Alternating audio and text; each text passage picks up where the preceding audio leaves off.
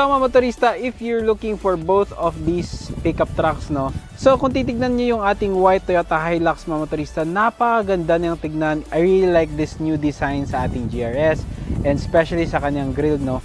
Very Tacoma-like, very unique. If you compare that to the Hilux Conquest, as you can see, you did have an improvement when it comes to the wider track for the Hilux Conquest. Pero kung titignan mo siya up front, it's just the same Conquest design that we know and we already have, no, for a few years back. This is much cheaper, so pag-usapan na natin yung price na bago natin i-continue yung ating video.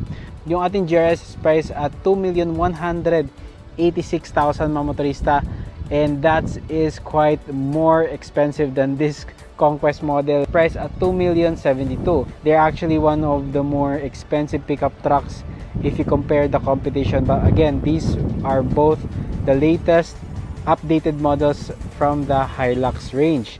Bi-beam LED headlights, LED turn signal lights, and LED DRLs. Toyota na name here instead of the Toyota badge, which is rather unique.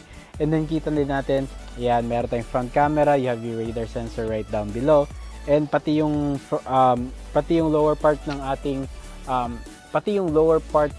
bumper is quite nice looking. Moving on to the side, unique din yung ating design sa ating fog light housing. As you can see, LED din siya, and you have here your front parking sensors on the side. Now, if you compare the Toyota Hilux Conquest 4x4, nothing changed, same lang ng headlight. The difference here is the front fascia, no? A-type grille, the standard Conquest na grille. You have your radar sensors right behind the Toyota logo. You have your front camera, so parehas lang sila, and front parking sensors, parehas lang din sila, right? So that is the front end of these pickup trucks, no? In my opinion, if you have the money, go for the Hilux GRS in terms of design. I really do like this new styling for the Hilux, no? So meron din tayong GR na badge, which makes it more special. So ngayon naman mga motorista, tignan natin yung rims and tires nilang dalawa. You have a Bridgestone Dweller Highway Terrain tire. This is the stock tire, no, that's on the Hilux Conquest ever since. And not bad naman tong tire na to, very expensive tire as well. But again, limitations are for a 4-wheel drive pickup truck, it is highway terrain. If you want to go off-roading, kailangan mo talaga tong palitan, ano. And then of course mga motorista, you have here your ventilated disc brake sa harap. Dito naman sa ating Hilux GRS, no, mas aggressive lang yung kanyang pattern. Although it's still 60-40 mga motorista, no, hindi talaga siya aggressive yung tread pattern natin. But again, it's an all-terrain tire from Dunlop, no. Grand Trek yung ating name. So glossy black yung ating rims, and of course, since this is the GRS, special yung rims natin. I really like the design as well. And then kita natin na again, you have red calipers na merong GR, and also definitely the springs dito sa ating GRS is thicker than the springs that you get dito sa ating Hilux Conquest. So tignan nyo naman yung difference mga motorista, no? Yeah. Right?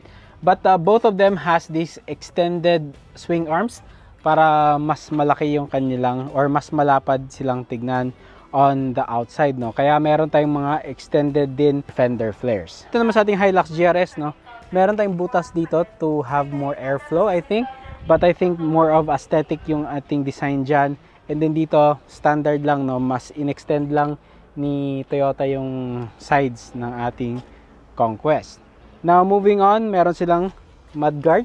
Dalawa, standard na yan. And dito din yung difference, no? Matte yung ating Hilux Conquest. Gloss yung ating side mirror sa ating GRS. Meron silang mga camera sa ilalim, and then meron din silang mga paddle lamps dalawa. Yung ating mga step board, parehas lang din. Matte yung door handles natin sa Conquest.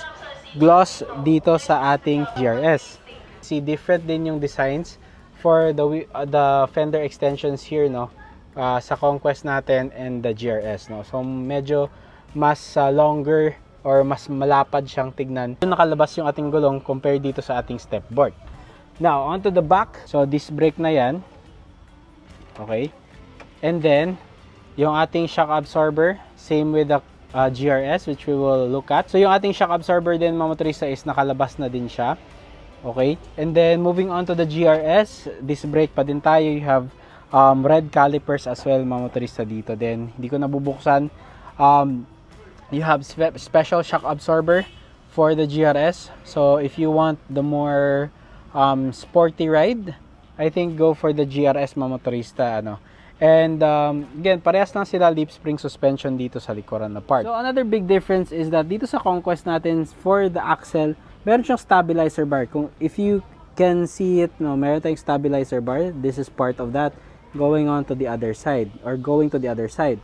And also wala tayong bar dito sa likuran, no, like the GRS. Now moving on to the GRS, ayan, we don't get any stabilizer bar mga motorista, no. Meron tayong bar here. I'm not so sure how you can put a tow hitch dyan mga motorista, but it's a solid piece of metal sa likuran. Yung rims and tires natin is the same sa nakalagay sa ating mga pickup trucks. Okay?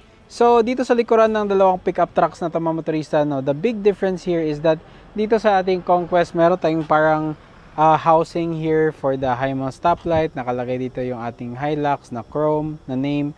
And then, you have your reverse camera also. And then, different din yung color dito pagdating sa GRS. Meron pa din tayong blind spot monitoring for this 4x4 Conquest. So, lahat ng mga chrome dun sa ating Hilux Conquest is blacked out na dito sa ating GRS, which looks really nice in this white color. And pati na din yung ating rear part, pati na din yung ating step board here, and also the bumper is painted gloss black to make it look more sleeker. So ayan yung difference, very minor lang talaga.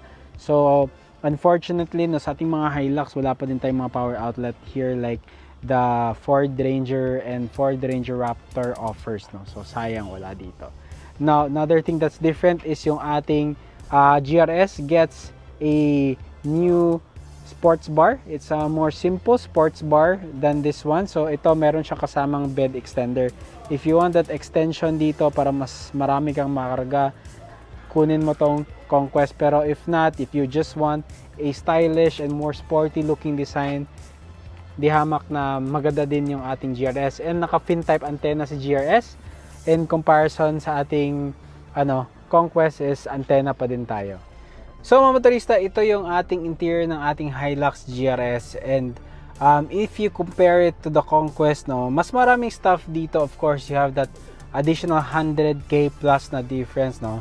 So ano yung difference mga motorista sa ating Hilux GRS from the Conquest? So tignan muna natin dito sa ating steering wheel.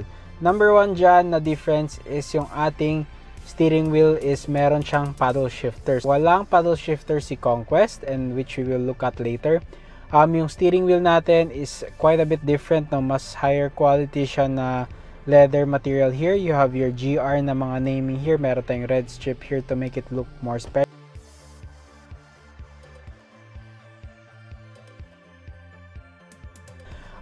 You have your controls for the screen, the 4.2-inch screen, and yung display din natin sa harap is quite different din siya. Mas simpler siya na design sa ating tachometer and speedometer. But everything else that you want, no, is already here sa ating display sa harap. So yung ating screen here, dito sa harap natin is a 9-inch display. Parehas lang sila sa Conquest mga motorista, walang mawawala sa'yo. And overall, dito na part is the same sila, no, identical talaga. Going down to this infotainment system, you have your 4x4 controls, which will be the same for both. So meron kang dual zone climate control first and foremost. Meron din tayong 4x4 na mga buttons natin, downhill assist control. You have your rear lockers dito mga motorista sa ilalim na part. Meron tayong downhill assist control, you have your rear lockers, you have your traction control button dito. So meron tayong dalawang 12-volt outlet here. And we have your two 12-volt accessory outlet dito mga motorista. And meron tayong 1, 2, 3, and 4 blank switches, no.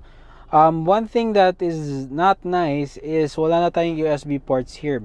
So if you want to connect wired yung ating Android Auto and CarPlay, yung side, no, ng ating infotainment system, very aftermarket siya mga motorista. But you do have Type-C connection dito and standard USB Type-A. Yun lang nga is kailangan mong mag-route ng cable, so medyo magulo siya and hassle siya mga motorista, no, in my opinion. Masakit sa mata pag gagawin mo yan. Thankfully, meron tong wireless Apple CarPlay and Android Auto. That's really nice. Another add-on for the GRS is meron tayong Qi wireless charging here instead of just any kind of storage area. So sa Conquest natin, storage area to. Meron tayong eco mode, meron tayong power mode, and I really think na mas aggressive yung power mode dito sa GRS motorista. So yung pagka-calibrate nito is quite a bit different than the Conquest model. Meron pa din tayong mga pop-out cup holders here. Meron tayong blind spot monitoring. You have your camera button here. And yung ating camera is definition is still not good in my opinion. Wala mang pa talaga yung mga Chinese manufacturers dito sa ating mga cameras for the Hilux models. And you have your parking sensor button off dito din. You have your pop-out na mga cup holders. Automatic headlights. Meron din tayong automatic up and down, one touch windows, and also lock and unlock buttons are all here mga motorista. Same lang to sa ating Hilux Conquest, nothing different there. And auto dimming rear view mirror is the same.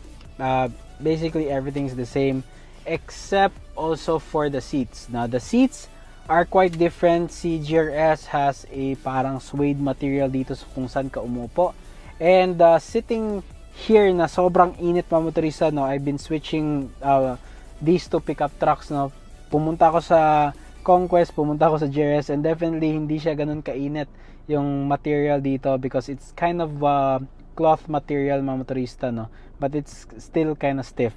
So yung mga leather material lang niya is on the side, which is nice. Meron din tayong embossed na GRS na mga logo as well.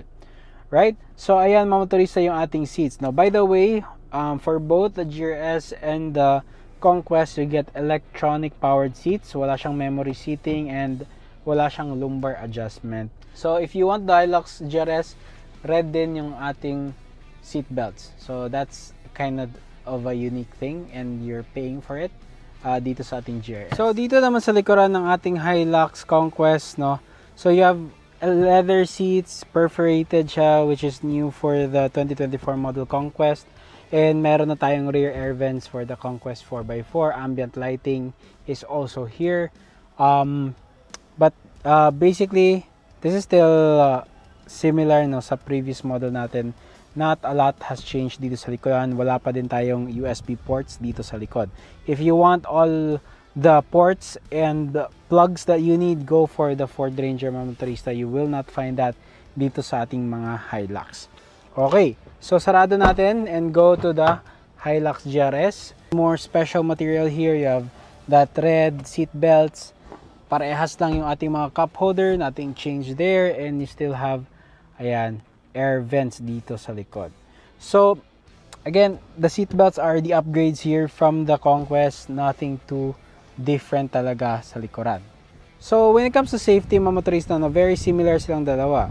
So both of them gets adaptive cruise control, hill start assist, hill descent control or downhill assist control. Meron din silang blind spot monitoring and rear cross traffic alert, plus yung 360 degree view camera.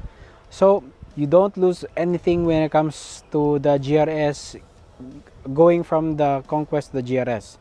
So, same lang talaga sila ng mga safety features. 7 airbags pala silang dalawa. Let's take a look at the engine sa ating Hilux Conquest and Hilux GRS. So, let's start with the Conquest, Identical engines. I don't see any difference mga motorista on the outside. So, maybe the tuning is different talaga dito sa ating Hilux GRS because it has more power. But again, it's the same engine, 2.8 liter, direct injected turbo diesel mga motorista. So ayan yung ating turbocharger dyan. So you get 204 PS and 500 Newton meters of torque in comparison to the GRS na it is higher power model. It has 224 PS and 550 Newton meters of torque. So both have 6-speed automatic transmission, pero si GRS has a different tune sa kanyang transmission than the normal Hilux according to Toyota.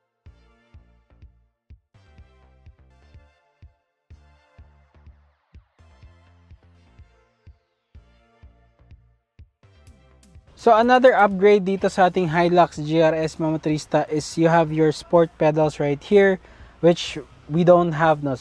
Normal pedals lang, but again, it's kind of you can accessorize the Conquest also if you want the GRS look no na mga pedals. So what do you think sa ating Hilux Conquest and Hilux GRS no? Is it worth getting the GRS for 100,000 plus no na add-on?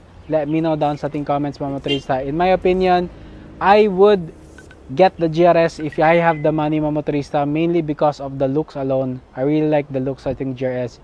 It's a unique design from a Toyota Hilux mga motorista. So that is more attractive to me in comparison to the Conquest na parehas lang talaga sila ng looks no as the pre-updated model. So once again motorista, this is Adrian. You are watching Motorista Adventures and I'll see you on the next episode. So another upgrade dito sa ating Hilux GRS mga motorista is you have your sport pedals right here, which we don't have no. Normal pedals lang, but again, it's kind of you can accessorize the Conquest also if you want the GRS look no na mga pedals. So what do you think sa ating Hilux Conquest and Hilux GRS no? Is it worth getting the GRS for 100,000 plus no na add-on? Let me know down sa ating comments mga motorista. In my opinion, I would get the GRS if I have the money mga motorista, mainly because of the looks alone. I really like the looks of ating GRS. It's a unique design from a Toyota Hilux mga motorista. So that is more attractive to me in comparison to the Conquest na parehas lang talaga sila ng looks no as the pre-updated model. So once again motorista, this is Adrian. You are watching Motorista Adventures and I'll see you on the